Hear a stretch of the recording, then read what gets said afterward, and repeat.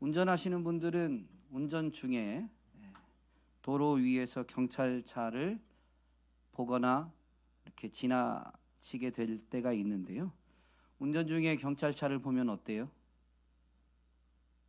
뜨끔한다고 답변하셨는데, 교통법을 위반하지 않았어도 괜히 뜨끔한 부분이 있습니다. 불안과 두려움이 순간이지만 생기는 거죠. 그러면서 경찰차를 발견하면 더 조심해서 운전하게 됩니다. 속도도 조금 줄이고, 교통법은 더 철저히 준수하려고 애쓰게 됩니다. 적어도 경찰차가 시야에서 사라지기 전까지는 더 조심하게 되죠.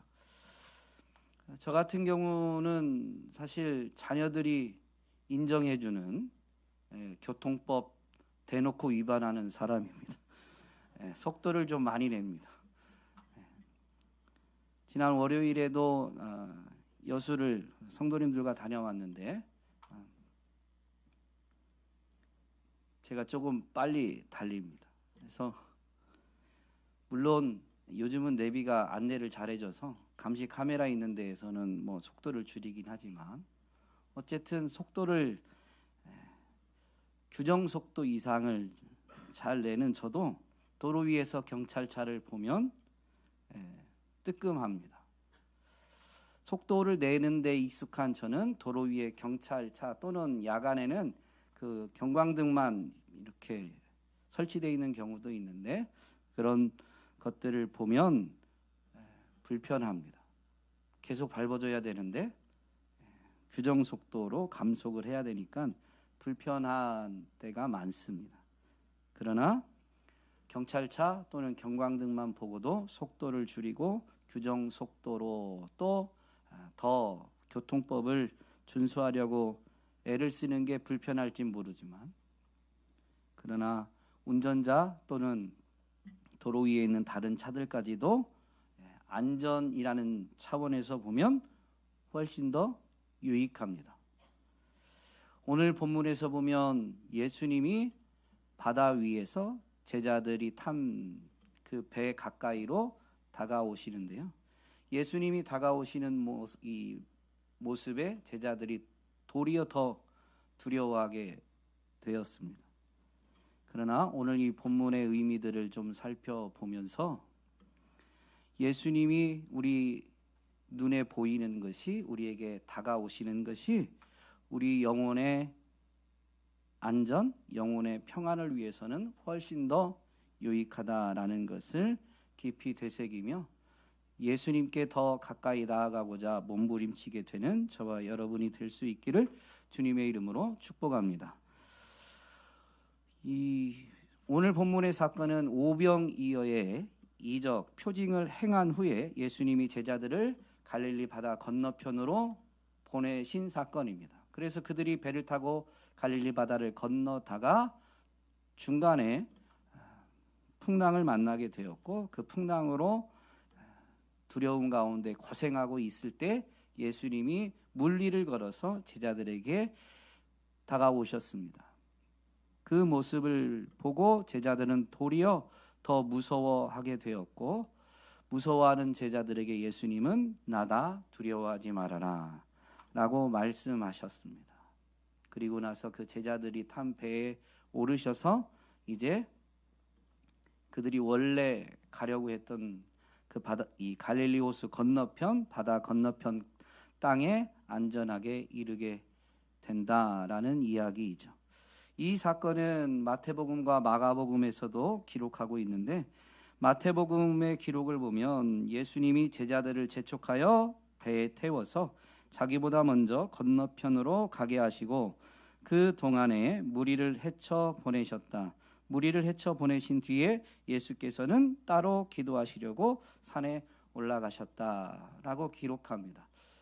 예수님이 제자들을 갈릴리 바다 건너편으로 보내시는데 마태는 재촉하여서 배에 태웠고 그들을 바다 건너편으로 보내신 다음에 예수님은 오병이어의 이적을 행했을 때 모여 있었던 사람들을 해산시키시고 예수님은 기도하시다가 이제 새벽녘이 돼서 제자들이 갈릴리 바다 중간에 고생하고 있는 그곳으로 찾아오신 것이죠. 여러분, 예수님이 왜 제자들을 재촉해서 배에 태워서 갈릴리 바다 건너편으로 보내셨을까요? 물론 갈릴리 바다 건너편에 이르러서 다음 날 또 거기에서 사역을 하시긴 했지만 다음 날 사역이 너무 긴박해서 지금 제자들을 재촉하여 배에 태운 건 아닙니다. 왜 예수님은 제자들을 재촉하여 배에 태웠을까요?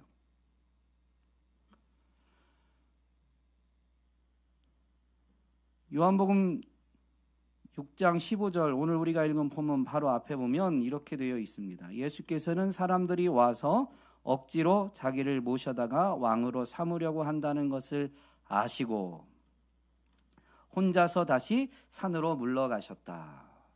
사람들이 자신들의 배를 불려준 그 예수님을 왕으로 삼으려고 했어요.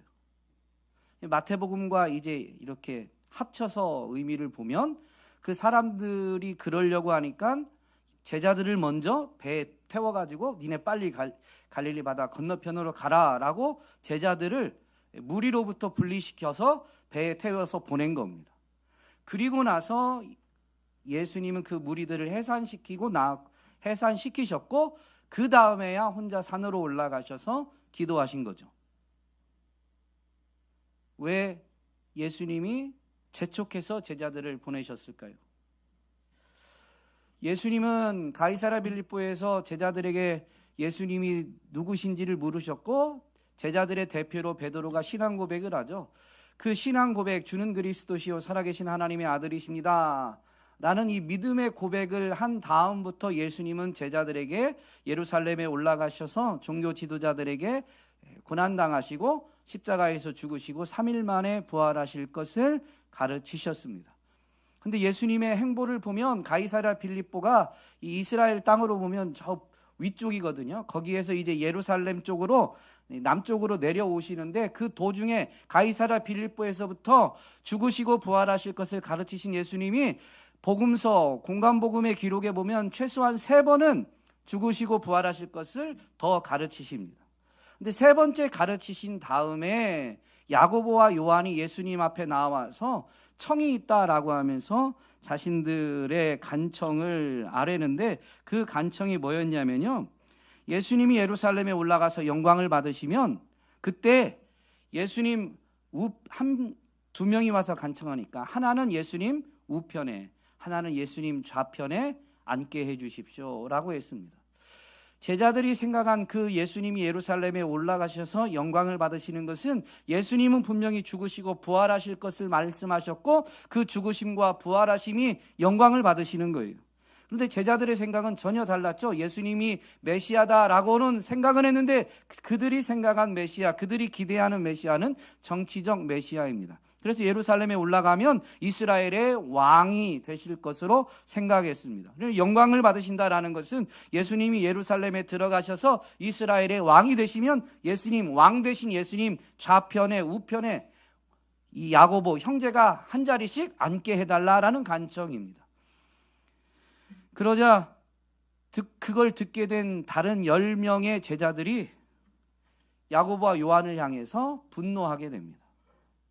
왜냐하면 자신들도 예수님 좌우편에 앉을 그런 기대, 그런 열망으로 열심히 예수님을 따르고 있었는데 지금 야고보와 요한이 그걸 간청하면서 예수님 좌우편 가장 가까이 앉겠다, 즉 가장 높은 자리에 앉겠다라고 이렇게 뜻을 비친 거거든요.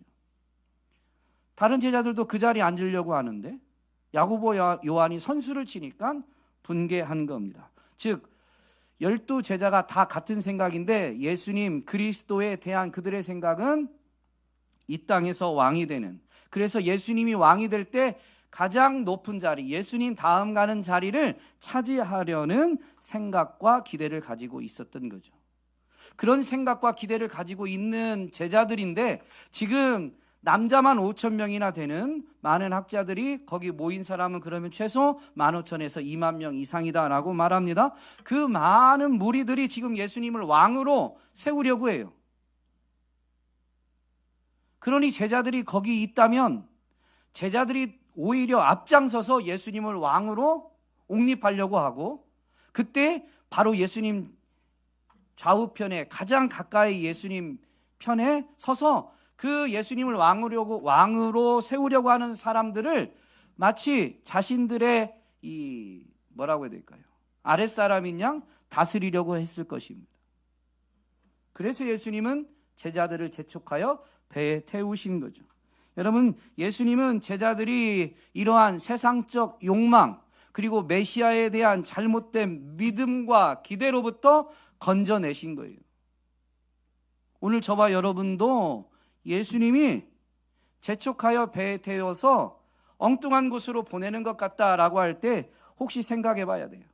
내가 예수님에 대해서 잘못된 믿음과 기대를 가지고 있던 건 아닌가?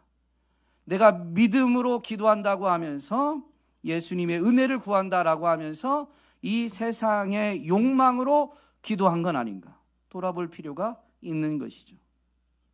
그렇게 해서 제자들을 재촉하여서 보냈는데 그 제자들이 배를 타고 건너다가 도중에 풍랑을 만나게 되었습니다. 그 배 안에 12명의 제자 중에는 베드로, 안드레, 야고보, 요한 최소 4명은 갈릴리 바다에서 어부로 잔뼈가 굵은 사람입니다. 그런데 그런 사람들이 있는데도 불구하고 배를 타고 그 갈릴리 바다를 건너는 중간에 풍랑을 만나면서 고생하고 그 풍랑을 어쩌지 못해서 두려움에 사로잡히게 됩니다. 마가의 기록에 보면 마가복음 6장에 예수께서는 그들이 노를 젓느라고 몹시 애쓰는 것을 보셨다. 바람이 거슬러서 불어왔기 때문이다. 이른 새벽에 예수께서 바다 위를 걸어서 그들에게로 가시다가 그들을 지나쳐 가려고 하셨다. 여러분, 예수님은 제자들이 지금 갈릴리 바다를 건너다가 풍랑을 만나서 두려움 속에 고생하고 있는 걸 보셨어요. 그래서 지금 그 제자들이 있는 곳으로 가신 겁니다. 그런데 가시다가 거의 다다르신 다음에는 어떻게 하셨냐면 그들을 지나쳐 가려고 하셨다. 그들이 있는 곳까지 거의 왔는데 이제 그들 그 풍랑 속에 두려움 가운데 고생하고 있는 그들을 보시고 오셨는데 보신 그분이 그냥 지나치려고 하신다는 거죠. 여러분, 왜 예수님은 지나치려고 하셨을까요?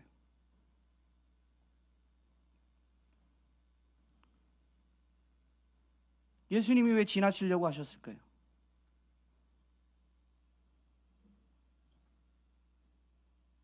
비밀은 잠시 후에 밝혀드리도록 하겠습니다. 예수님이 무리를 걸어서 오셨는데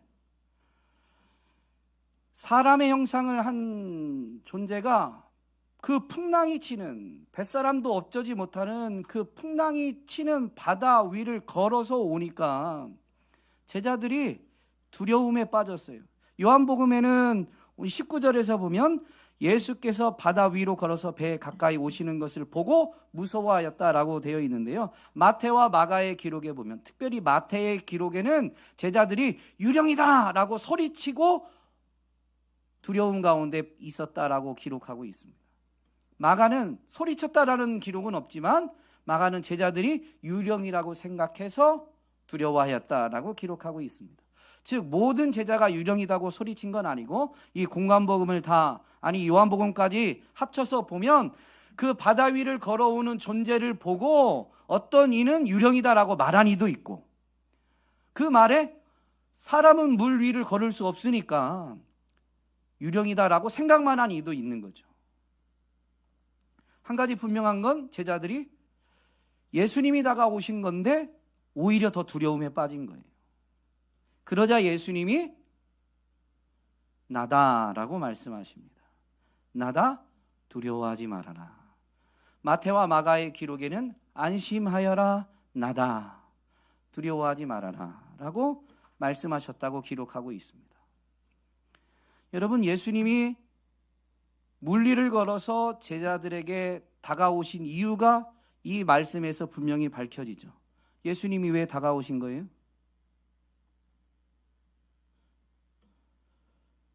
두려움 가운데 있는 그들을 건져내시려고. 여러분, 두려움에서 건져내는 거예요. 그런데 그 두려움에서 건져내는 건 두려움 때문에 그들은 뱃사람이었던 그 제자들, 그들은 어떻게 했냐면요, 노를 저으면서 어떻게든 그 풍랑을 자신의 힘으로 헤쳐보려고 고생하고 있었어요. 근데 자신들의 힘으로 안 되니까 두려움에 휩싸이게 된 거죠. 여러분, 예수님이 우리 인생을 찾아오시는 이유, 불안과 염려와 두려움에서 건져내시기 위함입니다. 이 예수님이 사실은 나다라고 말씀하셨는데요, 이것은 예수님이 직접 제자들에게 밝히신 건데, 나다라는 말은 헬라어로 에고 에이미라는 말의 번역입니다. 에고 에이미라는 말은 헬라어인데요, 구약 성경을 헬라어로 번역한 70인역에서 보면 출애굽기 3장에서 하나님이 호렙산에서 모세에게 나타나십니다. 그 가시떨기 불꽃 가운데에서 나타나서 이제 모세를 출애굽의 지도자로 부르시는 장면인데요, 그때 모세가 이제 하나님이 누구신지 물을 때 하나님이 자기 자신을 나타내시죠. 우리말로 번역할 때에는 나는 스스로 있는 자니라 라고 번역된 그 말이 이 이 헬라어로 번역되면서 번역된 게 에고 에이미입니다. 영어로는 I am who I am 이라는 건데요, 어쨌든 지금 본문에서 예수님이 나다라고 하신 것은 그 구약에 있는 하나님이심을 직접 선언해 주신 거예요. 구약에 있는 그 하나님, 이스라엘의 하나님은 어떤 분이세요? 말씀으로 천지를 창조하신 분, 아브라함을 택하고 부르셔서 이스라엘을 조성하신 분, 그 이스라엘을 통해서 땅의 모든 족속이 복을 받는 역사를 이루어 가시는 분이십니다. 그분이 하나님이신데요, 그 하나님이 이스라엘을 조성하셨고 애굽에 있던 이스라엘을 건져내셨습니다. 그리고 그들을 시내산으로 인도해서 언약을 맺으시는데, 그 언약을 맺으신 이스라엘의 하나님 여호와는 홍해를 가르시고 이스라엘 백성 전체를 바다를 통과하게 하신 분이시죠. 그 하나님이 지금 물 위를 걸어오시는 거예요. 물을 가르든 물 위를 걷든 어쨌든 이스라엘의 하나님은 바다를 다스리시는, 창조하셨고 다스리시는 분이시다라는 거죠. 그래서 그분이 나다라고 하시면서 그 바다, 파도 때문에 두려워하고 파도를 헤치려고 몸부림치면서 어쩌하지 못하는 제자들에게 안심하라고 말씀하신 거예요. 그분은 바다도 말씀으로 창조하시고 다스리시는 분이시기 때문인 거죠. 여러분, 불안과 두려움 속에서 몸부림치는 인생에게 참 평안을 주실 수 있는 분은 온 세상을 말씀으로 만드시고 말씀으로 다스리시는 하나님 한 분밖에 없는 줄로 믿습니다. 그분이 우리를 두려움, 불안 가운데에서 건져내시고 참된 평안을 주시기 위해서 다가오신 것입니다. 그런데 마가의 기록에 보면 그분이 다가오시다가 지나쳐 가려고 하셨다고 그랬죠. 지나쳐 가려고 하셨어요. 그런데 그분을 보고 더 무서워하고 그분을 예수님이라고 바로 알지 못하고 유령이다라고 생각하고 유령이다라고 말하는 이도 있다 보니까 예수님이 나다라고까지 말씀해 주신 것뿐입니다. 원래 의도는 다가오시면서 지나치려고 하신 거예요. 그러면 왜 지나치려고 하신 걸까요? 다가오신 목적 자체가 평안을 주기 위함이에요. 평안을 주러 오셨으면 옛다 그러고 딱 그냥 안겨주면 좋겠는데 왜 가까이 오셨다가 제자들이 지금 물 위를 걸어오시는 걸 보고 확인했는데 그럴 때는 왜 또 지나치려고 하셨느냐라는 거죠. 왜 그러셨을까요? 마태의 기록에는 이 이야기 뒤에 베드로가 물 위를 걸은 이야기가 덧붙여 있습니다. 예수님이 이렇게 나다 안심하여라, 나다 두려워하지 말아라 라고 말씀하시니까 베드로가 예수님을 향해서 간청합니다. 주님, 주님이시라면, 정말로 주님이시면 나더러 물 위로 걸어서 주님께 오라고 명령하십시오 라고 간청합니다. 그러자 예수님이 오너라 라고 말씀해 주셨고, 예수님의 말씀이 떨어지자 베드로는 배에서 내려서 물 위를 걸어서 예수님께로 갑니다. 예수님께로 걸어서, 물 위를 걸어서 예수님께로 나아가다가 바람이 불어오는 것을 보고 바람이 자기에게 불어오는 것을 봤습니다. 여러분, 바다에서 바람이 부는 게 눈에 보여요, 안 보여요? 바람은 안 보이는데 바람이 불면 파도가 쳐요. 근데 그 바람이 자기에게 불어온대요. 즉 바람으로 인한 파도가 자기에게 덮쳐오는 거예요. 그러니까 파도가 자기를 덮치려고 하니까 그걸 예수님 보고 가다가 그 파도의 시선을 빼앗기면서 물속에 빠져들게 되죠. 그런데 그때 물에 빠져들면서 베드로는 예수님께 주님 살려주십시오 라고 외치게 됩니다. 그래서 예수님이 오셔서 베드로의 손을 붙잡고 물에서 건져내 주셨죠. 그리고 배에 오르시고 이제 그 배는 바람과 파도가 잔잔해지게 되었는데, 그래서 배는 안전하게 그 건너편 목적지까지 다다르게 됩니다. 여러분, 여기서 주목해야 될 건 베드로의 이 예수님을 향한 간청 두 가지인데요. 하나는 나더러 주님께 오라고 명령해 주십시오 라는 간청이고, 하나는 물에 빠져들게 되자 부르짖었던 주님 살려주십시오 라는 간청입니다. 여러분, 베드로는 뱃사람이에요. 갈릴리 바다에서 평생 어부로 살았던, 배를 잘 다루고 갈릴리 바다에 익숙한 그런 사람입니다. 그런 사람이 풍랑이 있는 갈릴리 바다에서 배에서 내린다라는 것은 쉬운 일은 아니죠. 그런데 왜 베드로는 이 요청을 했느냐? 예수님이 물 위를 걸어오시니까 나도 예수님처럼 물 위를 한번 걸어보고 싶어서 요청했을까요? 아닙니다. 이 간청, 요청의 핵심은 나더러 주님께 오라고 명령해 주십시오. 나더러 예수님 어떻게 물 위를 그렇게 걸어 다니세요? 나도 예수님처럼 물 위 한번 걸어보고 싶어요. 그렇게 한 게 아니에요. 예수님이 물 위를 걸어 오셨는데 아직 배 근처에 있지만 예수님은 바다 위에 서 계신 거예요. 물 위를 걸어보고 싶었다면 물 위를 걷게 해달라고 간청했을 건데 그게 아니에요. 배에 있는 베드로가 예수님께 나아가려면 물 위를 걸을 수밖에 없어요. 요청의 핵심은 나더러 물 위를 걸어서 예수님께 오라고 하십시오. 베드로의 요청의 핵심은 예수님께로 가는 겁니다. 왜 그럴까요? 예수님이 계신 곳이 배 안보다 더 안전하니까. 베드로가 뱃사람입니다. 풍랑을 헤쳐보려고 예수님이 오시기 전까지 애를 썼는데 풍랑을 헤쳐서 나아가지 못했어요. 자기 실력으로 배를 아무리 잘 다룬다고 해도 이 풍랑 앞에서는 배 안에 있다고 생명을 보장할 수 있는 게 아닌 거죠. 그런데 그 배도 집어삼킬 만큼 요동치는 풍랑 위를 예수님이 걸어오시는데 처음엔 유령인 줄 알았는데 그 물 위, 바다 위를, 풍랑 위를 걸어오시는 예수님은 오히려 평안한 거죠. 그분의 음성이 안심하여라, 나다.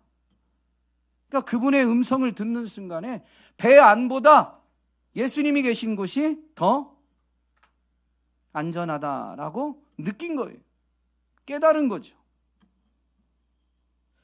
그래서 예수님께로 가고자 하는 겁니다. 물 위를 한번 걸어보고 싶은 게 아니라. 그렇게 해서 예수님이 말씀해 주시니까, 여기 간청의 핵심은 나더러 물 위로 걸어서 주님께 오라고 명령하십시오. 여러분 인생이 주님의 말씀, 주님의 명령 없이 주님께 나아갈 수 있다고 착각하지 마십시오. 여러분 주일날 왜 여기 와 있어요?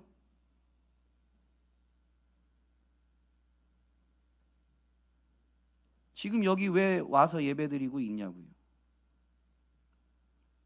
주님의 말씀 명령이 아니면 여기 와서 예배드릴 이유가 없어요. 우리가 우리 의지로 예수님 찾는 것 같죠? 주일날 예배당에 오는 게 우리 의지인 것 같죠? 여러분 주님의 말씀 명령이 먼저 있었기 때문에 주의 날 주님의 몸된 교회가 모이는 그 예배당에 주의 이름으로 모여서 우리가 주님을 예배함으로 이 날을 구별하여 지켜야 되겠구나. 그분의 말씀이 있기 때문에 말씀에 의지해서 예배당에 나오는 건데, 예배당에 온 게 아니고 예수님, 주님을 의지해서 하나님 은혜의 보좌 앞에 오게 되는 겁니다. 여러분 이 간청에서 분명히 깨닫게 되는 게 뭐냐면요, 우리 의지가 아니고 우리는 그러고 싶어도 주님의 말씀이 아니면 우리 실력으로, 우리 노력으로 물 위를 걸어갈 수가 없어요. 이건 안 되는 일이에요. 주님 말씀이 있어야만 우리가 주님께로 나아갈 수가 있는 거죠. 여러분 그래서 교회는 말씀을 붙들고 말씀을 의지하면서 말씀대로 살려고 하는 거예요. 왜요? 말씀대로 살면 복 주니까? 말씀대로 살면 승진합니까? 말씀대로 살면 부자 됩니까? 그거 아니잖아요. 말씀대로 사는 것만이 주님께 나아가는 유일한 방법이에요. 말씀대로 사는 것이 주님과 동행하는, 주님과 함께하는 유일한 방법이에요. 그래서 말씀을 붙들고 말씀에 의지하는 거죠. 지금 베드로의 간청에서 이것을 분명히 가르쳐 줍니다.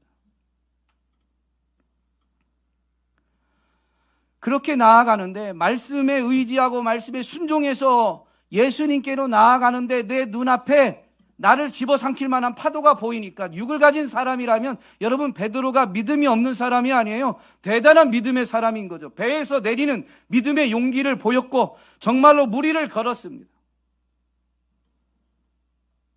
그러나 아무리 사람이 대단한 것 같아도요, 사람의 믿음은 보잘것없어요. 나를 삼킬 만한 파도가 보이니까 두려움이 엄습해오고 예수님이 안 보이는 거죠. 예수님을 끝까지 바라보지 못하면 어떻게 돼요? 물에 빠져들게 돼 있는 거예요. 여러분 한번 생각해 보십시오. 우리의 믿음과 베드로의 믿음이 같은지. 베드로는 예수님께 간청해서 말씀을 붙들고 오너라 라는 말씀에 의지해서 배에서 내려서 예수님께 갑니다. 말씀에 의지했더니 나도 무리를 걷게 됐어요. 조마조마하지만 조심조심 한 걸음 내딛는데 무리를 걸어서 지금 예수님께로 가고 있다는 거죠. 그런데 파도가 보이자 내가 겁이 생겨났고 그러면서 바로 물에 빠져들어갔어요. 여러분 같으면 어떻게 하시겠습니까? 누구한테요? 믿음이 굉장히 좋으십니다. 저 같으면 동생 찾을 거예요. 야 안드레! 형 붙잡을 거 던져! 줄이라도 던져! 예수님 보고 가다가 빠졌는데 그 예수님한테 또 살려달라고 한다고요? 저는 내가 배에서 왜 내렸을까 후회하면서 배 안에 있는 내 형제, 내 동료, 배 안에 있는 그것들을 의지하면서 야 던지라고 말할 것 같아요. 근데 베드로는 그렇게 하지 않았습니다. 그게 믿음이에요. 주님 살려주십시오. 예수님 말씀 따라서 가는 도중에 빠진 건데도 물에 빠지자마자 주님 살려주십시오라고 간청했다라는 거죠. 여러분 예수님 바라보고 예수님을 따라가려고, 예수님께 나아가려고 몸부림치는 현장에 이 베드로가 오늘 물에 빠지는 것처럼 실패가 없느냐? 아니요. 우리가 연약하기 때문에, 우리 믿음이 약하기 때문에 실패를 경험할 수도 있어요. 그러나 그 실패가 예수님의 무능력을 의미하는 게 아니에요. 우리는 빠졌는데 예수님은 여전히 물 위에 서 계세요. 그래서 내가 물에 빠질 때도 찾고 의지해야 될 분은 예수님입니다. 그걸 오늘 베드로가 보여준 거죠. 여러분, 예수님이 왜 배 안에서 파도와 씨름하며 두려움 가운데 짓눌려 있는 제자들에게 다가오시다가 지나가려고 하셨냐면요, 물 위를 걸어오는 그분, 예수님이 나다라고 말하지 않아도 그 예수님인 걸 눈으로 봤다면, 물 위를 걸어오신다라는 것은요, 사람의 상식, 자연 법칙을 초월하는 거예요. 그분의 능력을 보여주신 거죠. 그래서 예수님이 이 바다도 능히 다스리시는 분, 그러니 우리 힘으로 배 안에 있을지라도 우리 힘으로 배를 잘 운전해서 파도를, 풍랑을, 바다를 헤쳐가지 못한다면 지금 예수님께로 나아가는 것이 정말로 안전한 거구나라는 걸 알고 예수님을 찾고 불러야 되는 거예요. 예수님이 제자들에게 다가오셨다가 지나치려고 하신 것은 그 제자들이 예수님, 우리를 여기서 좀 살려주십시오, 여기서 건져주십시오 라고 예수님을 그들이 자발적으로 찾고 의지하길 원하셨기 때문이에요. 그런데 그 모습을 보고 유령이다라고 생각하고 더 두려워하니까 예수님이 이젠 직접, 예수님이 곧 하나님이심을 말씀을 통해서 나다 라고 말씀을 통해서 나타내 주신 거죠. 그 말씀을 통해서 예수님이신 것을 알게 된 베드로는 여전히 연약하니까, 주님, 정말로 주님이시면 나를 명하여 예수님께로 오게 해 주십시오. 여러분, 우리가 정말로 베드로처럼 예수님을 부르고 예수님께로 가고자 하느냐? 여러분, 예수님께 나아가려면 배에서 내려야 돼요. 우린 배에서 내리고자 하느냐? 인간의 상식으론, 인간의 지식, 경험으로는 뱃사람이 아니어도 인간의 상식, 지식, 경험으로는 이건 말도 안 되는 일이에요. 여러분, 예수님이 반석, 예수님이 산성, 예수님이 요새이신데요, 그것을 정말로 확인하고 경험하고 예수님을 간증하는 사람은 예수님을 바라보고 말씀을 의지해서 배에서 내리는 사람입니다. 11명의 제자들은 왜 배에서 무서워하기만 하고 배에서 내려 예수님께로 가려는 생각을 하지 못했을까요? 마가복음에서는 이 갈릴리 바다를 건너는 사건을 기록하고 마지막에 이 말씀으로 이 사건을 마무리하는데요, 그들은 빵을 먹이신 기적을 깨닫지 못하고 마음이 무뎌져 있었다. 여러분, 오병이어의 이적을 경험한 지 만 24시간이 안 됐습니다. 구약의 이스라엘 백성들 출애굽의 기적, 애굽에 내린 10가지 재앙들, 애굽 땅에만 내리고 고센 땅에 내리지 않았던 이 엄청난 기적, 홍해를 통과하는 기적을 직접 체험하고 광야를 지나면서 만나를 먹고 메추라기를 먹고 반석에서 물이 솟아나고 하나님이 대적들로부터 지켜주시고 보호해 주시는 그 이적들을 매일 경험해도 또 풍랑을 보면, 또 문제를 보면 하나님을 찾지 않고 불평하고 원망했죠. 구약의 이스라엘 백성들만 믿음이 없는 게 아닙니다. 예수님과 지금 함께 있던 제자들도 그렇고 오늘날 우리도 크게 다르지 않을 수 있습니다. 여러분, 오병이어의 이적을 경험했어요. 그러면 그 이적이 표징이 돼야 돼요.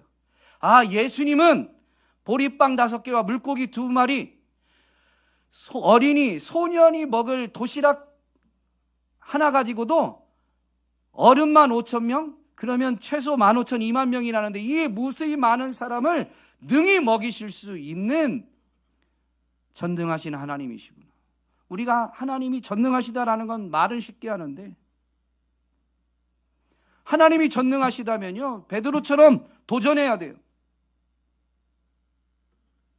그런데 그걸 경험하고도 먹은 것만 만족하고 그걸 주신 주님을 잊어버리니까, 주님이 어떤 분이신지를 되뇌이지 않으니까 마음이 무뎌지게 됩니다. 우리 마음은 영적으로 깨어있고 주님을 대해서, 주님을 향해서 열려있고 민감한가? 아니면 오늘 우리의 마음도 무뎌져 있는 건 아닌가? 예수님은 우리를 건져내시고 평안을 주시기 위해서 다가오시는데, 제자들은, 이미 예수님을 경험하여 안 사람들은 즉각적으로 건져내 주시고 즉각적으로 평안을 주시는 게 아니에요. 다가오셔서 이왕이면 우리가 예수님을 부르고 예수님께로 나아가야 되는구나 깨닫고 입을 열어서 주님 살려주십시오, 주님 도와주십시오, 주님 나로 하여금 주님께로 나아가도록 말씀하여 주십시오, 그렇게 요청하기를, 기도하기를 원하고 계신 거죠. 그래서 지나치려고 했던 것이고, 그런데도 부르지 않고 오히려 더 두려운 가운데 있으니까 긍휼이 많으신 그분이 나다 라고까지 말씀해 주신 겁니다. 오늘 저와 여러분이 정말로 어린아이 신앙에 머무르지 말고 이제는 다가오시는 주님을 바라보면서 주님을 부르고 찾으며, 이제는 우리가 주님께로 나아가는, 때로는 그것이 배에서 내리는 것과 같은 도전이고 상식에 맞지 않는 일이라 할지라도 정말로 예수님 계신 곳이 가장 안전함을 알아서 예수님께로 나아가는 믿음의 사람들이 되시기를 주님의 이름으로 부탁드립니다. 그러면 베드로가 물 위를 걸은 것처럼 물 속에 빠져 들어갔지만 예수님이 오셔서 베드로를 건져내셨죠. 여러분, 베드로는 지금 어디에 있어요? 건져낸 다음에 여전히 물 위에 있습니다.